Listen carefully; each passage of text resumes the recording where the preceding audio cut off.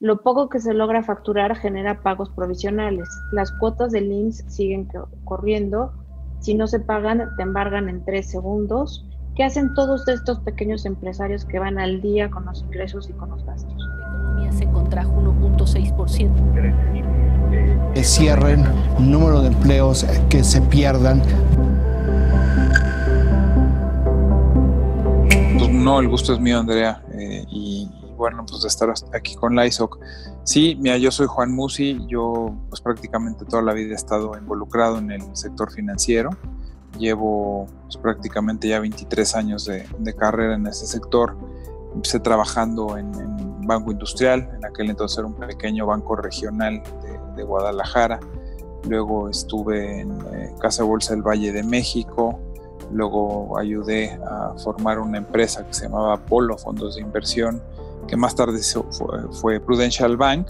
Esa empresa luego se vendió a Actinver, ¿no? Se convirtió en Banco Actinver. Y la más reciente fue CI Banco, ¿no? Que ahí ayudamos a formar la operadora de fondos de inversión, CI Fondos, y fui director general de la operadora de fondos de inversión.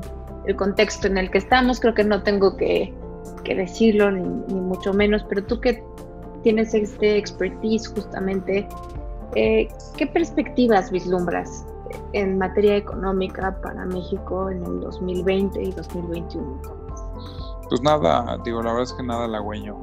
Honestamente, yo creo que el mundo entero se la está pasando muy mal, pero yo creo que la perspectiva global es mala por lo que estamos justo enfrentando, las consecuencias de la pandemia y la cerrazón que ha habido con el tema del COVID, toda esta parte del cierre de las economías evidentemente ha afectado muchísimo a Estados Unidos, Europa, Asia, todas las regiones del mundo, nadie se escapa.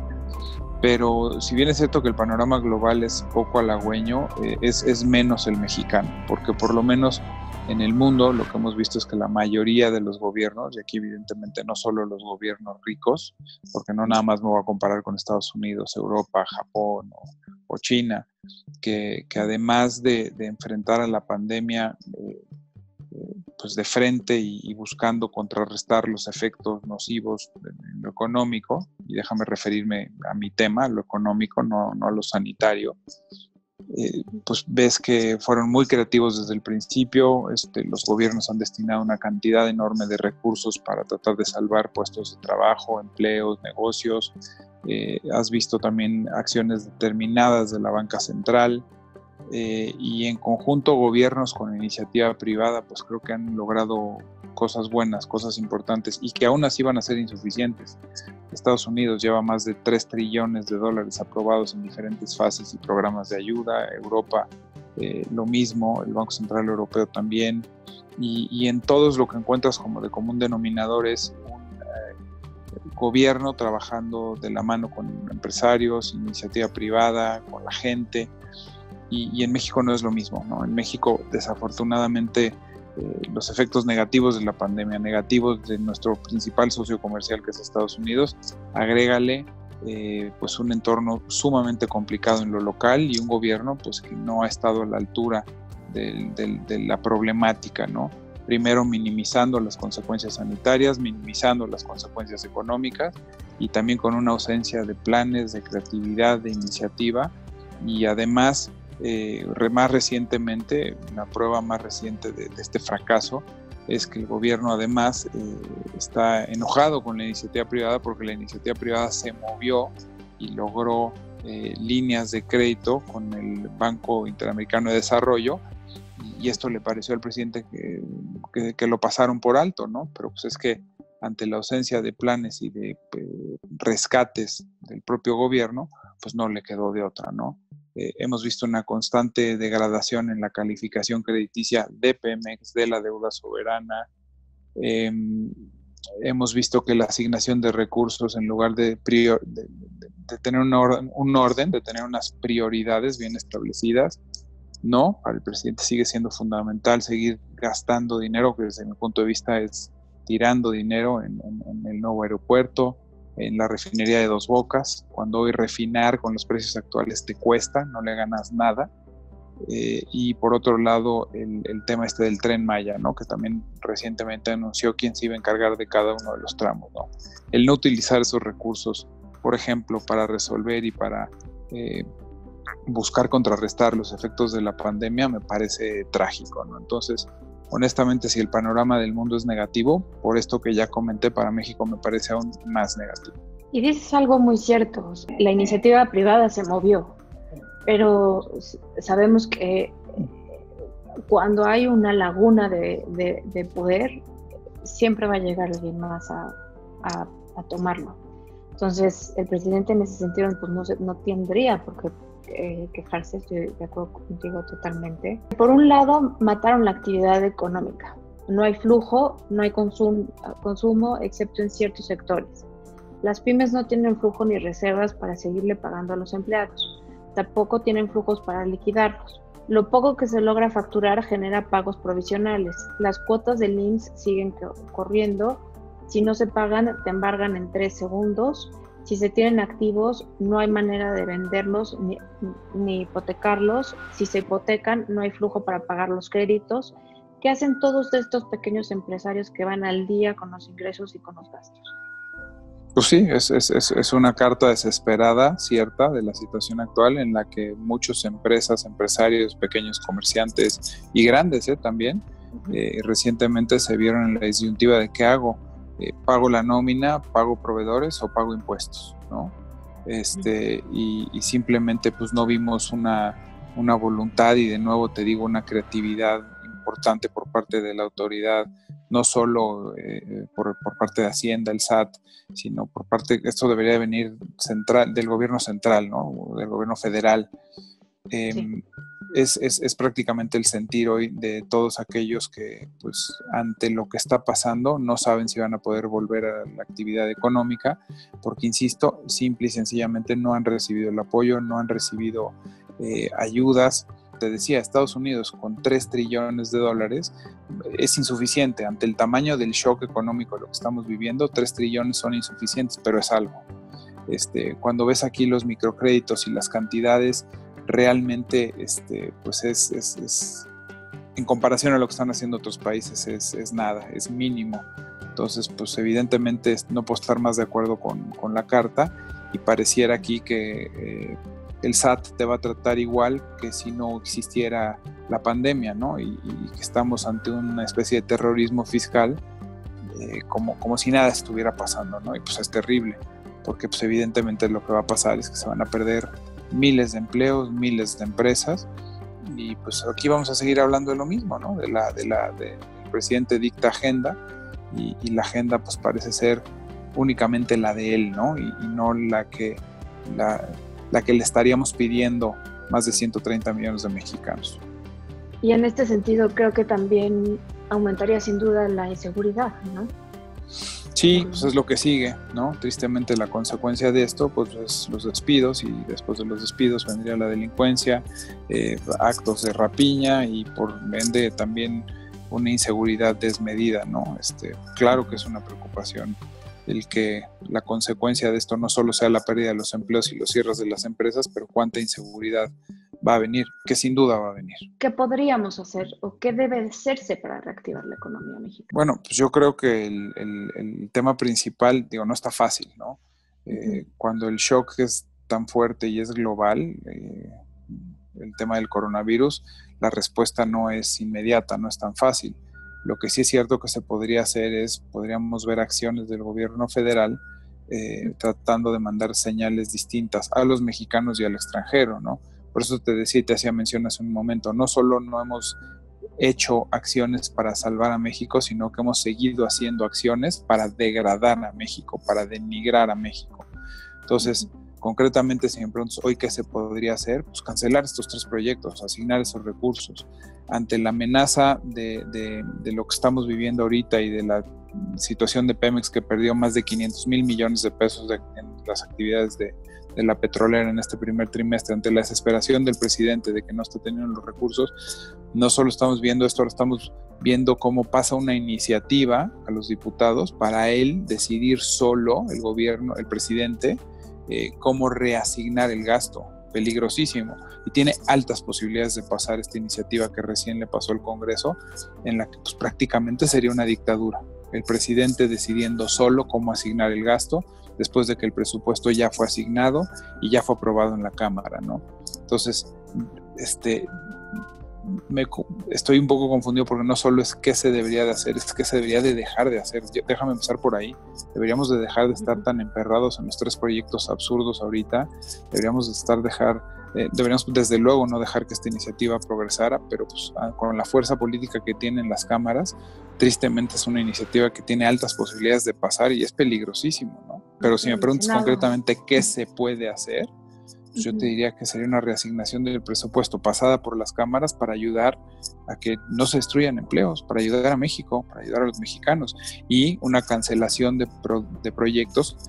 Mencioné los principales 3, pero seguro hay más que no son prioritarios para utilizar esos recursos para las empresas y empresarios. El petróleo está por los suelos.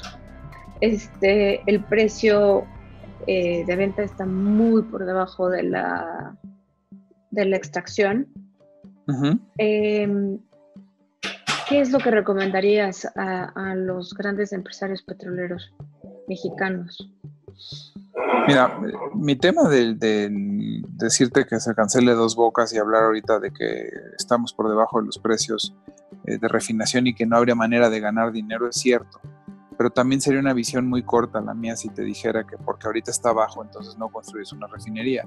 No, mi tema va más allá, es que hay una necesidad prioritaria en muchas otras cosas en este momento que hacer una refinería. Hacer una refinería a largo plazo, 30, 40 o 50 años, pues seguramente será una buena idea y seguramente es bueno, es infraestructura, es inversión, es el precio del petróleo, como tú ya bien dijiste, está por los suelos. Los contratos futuros son negativos porque es la primera vez en la historia en la que un bien futuro lo vendes a menos precio del que lo venderías, ¿no? Típicamente los futuros del dólar, los futuros de cualquier producto en la canasta de commodities, su precio futuro por lo menos tiene dentro un efecto de la tasa de interés y por eso su precio futuro siempre es más alto que el de hoy. Cuando ves negativo los precios del petróleo, no se refieren a que te regalen porque te lleves un barril, a que te paguen porque te lleves un barril, se refiere a que el precio al que lo vas a adquirir en un mes o en 2 meses es menor que el precio que pagarías hoy. Y hoy que están tirados, pongamos la mezcla mexicana en $5, pues querría decir que en junio te lo podrías llevar a 4, que en julio te lo podrías llevar a 3, y va en ese sentido los precios negativos, ¿no? También es bien complicado el tema de los precios del petróleo. No va a haber un despegue hasta que no haya un despertar económico, hasta que no haya una apertura económica, hasta que no salgamos de nuestras casas, porque pues hoy la oferta es demasiada, la capacidad de almacenamiento está topada, por eso es que también están los precios de futuros negativos, porque ya no caben en los tanques para ser almacenados. De hecho, se están rentando barcos y se están usando barcos para almacenarlo, barcos que están flotando en alta mar o cerca de las costas que no pueden descargar porque simple y sencillamente no hay en dónde descargar. Entonces, más allá de ser un tema hoy de hacer acuerdos con la OPEP y de ir a hacer el ridículo como lo hizo la señora Nale en estas reuniones, ya no se trata de hacer esfuerzos por recortes en la extracción. Si ya no hay en dónde guardarlo, es que tampoco tiene sentido la extracción misma. Lo que procede es pues, cerrar pozos, cerrar plataformas, y por supuesto que los que han ido haciendo esto son los que mayores costos de extracción tienen. Evidentemente los árabes son quienes menores costos de extracción tienen y pueden darse el lujo todavía de extraer, pero prácticamente a los costos actuales todos pierden, ¿no? Prácticamente el mundo entero pierde, aunque sea en aguas someras, ¿no? Entonces, ahorita que lo mencionas, pues a mí cuando me dicen, oye, ¿cómo ves el tipo de cambio? Yo siempre menciono que veo 3 razones para que el tipo de cambio en adelante pudiera apreciarse o depreciarse. La primera es la pandemia, ¿no? Si mejora la pandemia y encuentran un tratamiento y despiertan las economías, puede mejorar. Va a mejorar el peso y van a mejorar todas las monedas contra el dólar. Puede mejorar también cuando mejoran los precios del petróleo, que será la consecuencia de lo primero. Cuando la pandemia mejore, entonces los precios del petróleo van a mejorar, porque entonces todos esos barcos que están flotando, almacenando, van a poder descargar y va a empezar a existir una demanda real, ¿no? Y esa demanda real va a subir los precios. Y el punto número 3 es si México hiciera y tomara decisiones en el rumbo correcto. Entonces, si tú le sumas esos 3, no al mismo tiempo, en diferentes tiempos, pero una mejor situación de la pandemia, una mejor situación de los precios del petróleo y una mejor solución de México, pues el tipo de cambio podría regresar hacia niveles de 21, calculo, más o menos, ¿no? Pero cuando haces un análisis objetivo, dices, a ver, lo de la pandemia puede mejorar, sí, pueden encontrar pronto un tratamiento, y de hecho últimamente hay mucho optimismo de eso, que Gilead o que Oxford encuentre un tratamiento. Segundo tema, el petróleo. Bueno, pues si abren las economías, pues va a mejorar naturalmente por demanda, así de fácil. Tercer tema, ¿va a mejorar México? Ahí sí ya no estoy yo nada positivo, la verdad, porque sigo viendo las mismas decisiones, las mismas terquedades y los mismos errores. Entonces, pero bueno, respondiendo al final concretamente, la situación de los precios del petróleo, pues está completa y absolutamente amarrada a la situación de la pandemia y a la reapertura económica. Y en ese sentido, retomando la paridad de peso-dólar, entonces no es que vaya a ser muy congruente en un futuro. No, digo, cuando me preguntan si creo que en 24 es compra, pues me parece que no, que es caro. ¿Se puede ir a 26? Pues sí se puede ir a 26, y aquí nos siguen degradando, y si seguimos experimentando salida de recursos, y seguimos viendo que entra menos dinero por ventas de petróleo, si seguimos viendo que entra menos dinero por las remesas de los mexicanos, que pues, también han disminuido dramáticamente por el cierre de la economía norteamericana. O sea, sí hay ingredientes para ver que se puede seguir subiendo. Para que se pueda seguir bajando, veo más posibilidades que por factores externos veamos una apreciación que por factores internos. Entonces, pues a mí, quizás arriba de 25 me parece que es venta, y me parece que abajo de 23 definitivamente es compra. ¿Podríamos volverlo a ver en 20? Creo que no, creo que es muy difícil, pero pues abajo de 22 sí lo veo factible. Insisto, si se compone drásticamente la situación en el segundo semestre de la actividad económica global y local y los precios del petróleo. Abajo de 20 o en 20, pues si viéramos que la 4T empieza a cambiar dramáticamente su rumbo y da un golpe de timón, y No. Esa no la veo.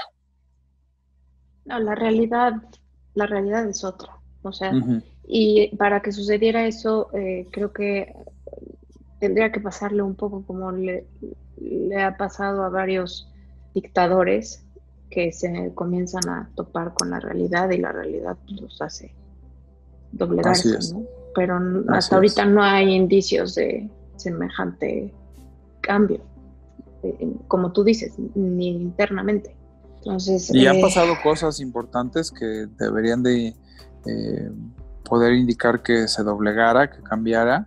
Las degradaciones, el tener ya por 2 calificadores en categoría bono chatarra Pemex, las cifras billonarias de pérdidas anunciadas hoy, la contracción en su gestión, pues lleva 2 de 3 negativos, ¿no?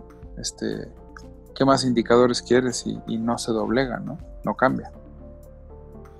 Tal vez si la crisis viniera por la parte alimentaria, Juan, ¿tú crees que ahí podría él comenzar a doblarse o empezar a ver hacia otros miembros de su gabinete que son más laxos, en el sentido de que son mucho más flexibles, y podrían sí llegar a acuerdos con la iniciativa privada, comenzar a hacer que la economía se reactive como debe de ser? Yo la única manera en la que veo probable es que verdaderamente veamos una crisis social, ¿no? Pronto. Creo que en México la parte más compleja apenas va a venir. Y la bolsa mexicana ha perdido valor. Mira, la verdad es que yo nunca he sido, ni cuando era optimista de México, nunca he sido un fan de la bolsa mexicana. tristemente porque es muy pequeña, porque es muy fácil manipularla, porque tiene muy poca profundidad. No hemos visto nuevas acciones hace años. No hay ofertas primarias recientes, no es una bolsa que crece y crece y crece. Te digo, es una bolsa que desafortunadamente muy pocos la pueden manejar y mover. Y esto te lo digo desde antes, incluso desde antes que empezara la actual administración. Nunca he sido un fan de la bolsa. Pero sí es cierto que cuando una bolsa luce atractiva y cuando una bolsa puede ser compra, pues es cuando tiene una perspectiva también el país interesante, positiva. A mí me costaría mucho vender una bolsa o un índice en donde hay 34 o 35 empresas mexicanas que pues ante la actual situación pues van a sufrir, ¿no? Y además en pesos mexicanos, ¿no? Honestamente, a mí la bolsa, incluso en este nivel que está hoy, en los 36,500, 36,400 puntos, no me gusta, ¿no? Siempre me ha encantado la inversión en renta variable, me gustan mucho las bolsas, pero si voy a recomendar una bolsa, me gusta mucho más la norteamericana, que sé que va a tener un rebote mucho más pronto y mucho más importante, ¿no? Aunado a la poca profundidad, bajo volumen y lo manipulable que es, pues échale que la perspectiva de país es negativa, no me gusta nada. Esta pregunta es más como un poco jugar a la bolita de cristal, pero ¿cómo ves la perspectiva de México digamos, de aquí a fin de año? ¿Crees que esta iniciativa que nos comentaste, que ya pasó en diputados, en el Senado pasaría el martes de la próxima semana, ¿no? Que es cuando tienen sesión? ¿Crees que ya vaya a haber un movimiento fuerte de la sociedad? La población más pobre va a comenzar a verse todavía más afectada. ¿Cuál es tu perspectiva? Igual y este año es demasiado pronto. Mi perspectiva es que podemos estar entre el -7 y el -9 para todo el año. Me refiero a crecimiento económico, -7, -9%. Sí. Me da la impresión que el segundo semestre, si es que se encuentra algún remedio para el coronavirus antes, o sea, para la segunda mitad y que viniera la reapertura económica, podemos tener un segundo semestre mucho mejor, mucho mejor. Eso es lo único que creo que puede salvar pues de que el deterioro sea todavía más malo, ¿no? O catastrófico. Digo, no porque -7 y -9 no sea catastrófico, pero eso ya incluye que en la segunda mitad, tercer y cuarto trimestre, hay crecimiento. Juan, otra vez, muchísimas gracias por estar aquí con nosotros. Como siempre, nos ilustraste de una manera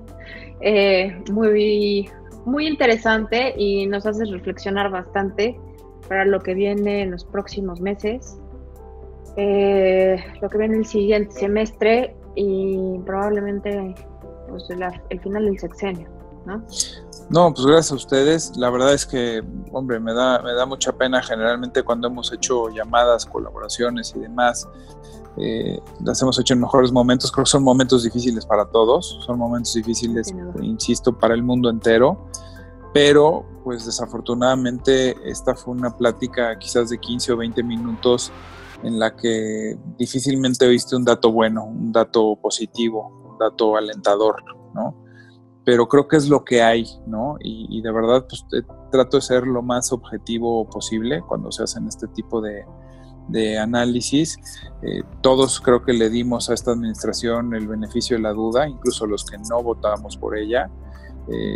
Cuando salió el resultado de la elección, yo creo que para todos fue muy revelador ver que tanta gente quería tanto cambio, y yo creo que eso motivó a que todos incluso reflexionáramos y dijéramos, bueno, pues de verdad este país requiere de este cambio profundo. Pero desde mi punto de vista, y lo digo con todo respeto, me parece que es un cambio para mal, ¿no? porque ni siquiera creo que se vaya a acabar la corrupción, ni siquiera creo que vaya a bajar la corrupción, y lo que estoy viendo es una irresponsabilidad total en todos los niveles, una fuga de talento impresionante también en todos los niveles. El sector público ya no es un sector en el que la gente preparada y demás quiera ir a trabajar porque está mal remunerado, no tienes prestaciones, y esto se refleja en todos los niveles, ¿no? Entonces, digo, qué pena que sea una plática en esta ocasión tan negativa, tan poco positiva, que pudiera sonar, aparte, digo, me da la impresión de que quien la vea va a decir qué tipo tan negativo, ¿no? No, estoy tratando de ser realista, creo que es lo que hay. Exactamente, coincido contigo, o sea, a ver, la realidad no es igual a que siempre vas a ser positivo y vas a decir, sí, vamos a salir adelante. No, la realidad es ver las cosas como son, fríamente, y irse para atrás y decir, a ver, ¿cómo lo voy a resolver? Con lo que tengo en mano. Y al revés, te lo agradezco muchísimo, Juan, porque de verdad fuiste muy acertado, muy atinado con todos los datos que nos diste. Nos dejaste tarea también, pero muchísimas gracias. Te lo agradezco mucho. Gracias a ustedes, gracias a ti, Andrea, gracias a Laiso, y pues nos vemos pronto. Claro que sí. Gracias. Gracias. Bye. Bye.